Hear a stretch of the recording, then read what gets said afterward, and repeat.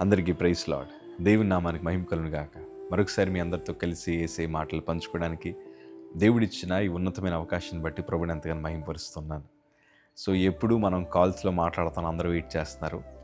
ఈ కింద number display అవుతుంది, ఆ నెంబర్ నోట్ చేసుకోండి. ఏదన్నా ప్రేయర్ రిక్వెస్ట్ ఉన్నప్పుడే మీరు ఫోన్ చేయండి. తర్వాత మనం లైవ్లో అందరం కలిసి ఆ రోజు లైవ్లో మీరు ఫోన్ చేస్తే తప్పకుండా ఆ రోజు మీతో మాట్లాడతాం. లైవ్లో ఉండే వారితో కూడా కనెక్షన్లో ఉండడానికి ప్రయత్నం చేస్తాం. సో దేవుడు ఒక ప్రత్యేకమైన పరిచయాన్ని దేవుడు మనకిచ్చాడు, ఒక ప్రత్యేకమైన అనుబంధాన్ని ప్రభు మనకిచ్చాడు. ఇది జీవిత కాలం. దేవుని రాకడ ఒకవేళ ఆలస్యమైతే మనం ఉన్నంత వరకు మన తుది శ్వాస విడిచేదాకా ఈ పరిచయం పెరగాలి కానీ తరగకూడదు.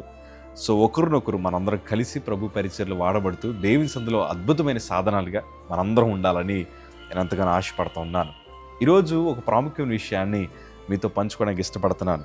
కీర్తనల భాగము 34వ కీర్తన 17వ మాట మనం చదవగలిగితే, నీతిమంతులు మొరపెట్టగా యెహోవా ఆలకించును, వారి శ్రమలన్నిటిలో నుండి వారిని విడిపించును. నీతిమంతులు మొరపెట్టారండి.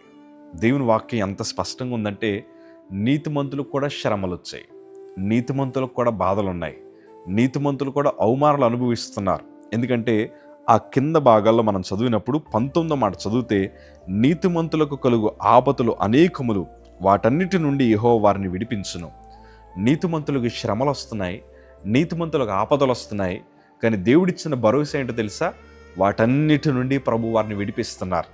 కొన్నిసార్లు మనం అనుకుంటాం, ప్రభా నీతిగా బ్రతుకుతున్న నాకెందుకు ఈ శ్రమ, ప్రభా యథార్థంగా జీవిస్తున్న నాకెందుకు ఇన్ని బాధలు, ప్రభా మంచి మాటలు చెప్తున్నాను కదా, బూతులు మానేశాను, త్రాగుడు మానేశాను, వ్యభిచారం మానేశాను, నీతిగా బ్రతుకుతున్నాను, అయినా నాకెందుకు ఇన్ని సమస్యలంటే, సమస్యలు అందరికీ వస్తాయి. సమస్యల్లో దేవుడు గొప్ప పాఠాలు నేర్పిస్తాడు. కానీ ఇంకొక మాట చెప్తాను, ఇంతకు ముందు నేను ఎవరు రక్షించడానికి లేరు, ఇంతకు ముందర నీతో మాట్లాడేవారు ఎవరు లేరు. కానీ ఇప్పుడున్న విషయం, గొప్ప విషయం ఏంటి తెలుసా?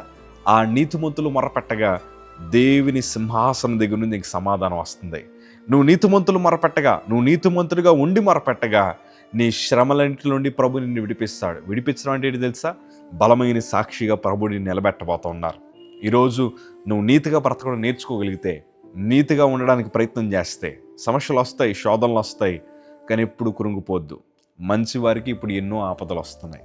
మంచిగా బ్రతుకుతుంటే సమాజానికి నచ్చట్లే, యథార్థంగా ఉంటుంటే సమాజానికి నచ్చట్లే.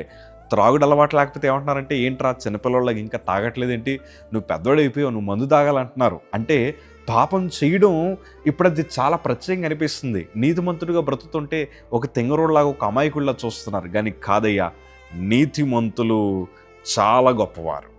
దేవుడు వారిని ఉన్నతంగా దీవించబోతున్నాడు. ఈరోజు నువ్వు నీతిగా బ్రతుకు చాలు. నీ శ్రమలు, నీ బాధలు, నీ దుఃఖము, నీ పరిస్థితులన్నింటినీ నా ప్రభు మార్చబోతున్నాడు. ప్రభువే నీకు సమాధానం దయచేయబోతున్నాడు. సో నీతిగా బ్రతకడానికి ప్రయత్నం చేద్దాం. God bless you.